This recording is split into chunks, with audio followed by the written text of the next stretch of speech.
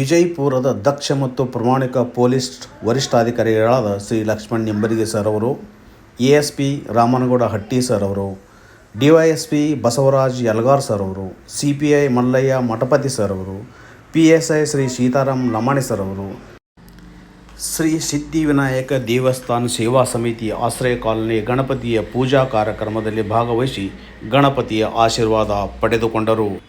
ಈ ಸಂದರ್ಭದಲ್ಲಿ ಸಮಿತಿ ವತಿಯಿಂದ ಶ್ರೀ ಲಕ್ಷ್ಮಣ್ ನಿಂಬರಿಗೆ ಸರ್ ಅವರಿಗೆ ಸನ್ಮಾನಿಸಲಾಯಿತು. ಶ್ರೀ ಸಿದ್ಧಿವಿನಾಯಕ ದೇವಸ್ಥಾನ ಸೇವಾ ಸಮಿತಿ ಎಲ್ಲ ಸದಸ್ಯರು ಈ ಸಂದರ್ಭದಲ್ಲಿ ಉಪಸ್ಥಿತರಿದ್ದರು. ಈ ಎಲ್ಲ ಕಾರ್ಯಕ್ರಮವನ್ನು ಕಾಲನಿಯ ನವ ಯುವಕರು ಮತ್ತು ಸದಾ ಜನರ ಏಳಿಗೆಗಾಗಿ ಶ್ರಮಿಸುವ ಯುವಕರ ಕಣ್ಮಣಿಯಾದ ಶ್ರೀ ಶಿವ ಸರ್ ಬನ್ನೂರವರು ನೆರವೇರಿಸಿದರು.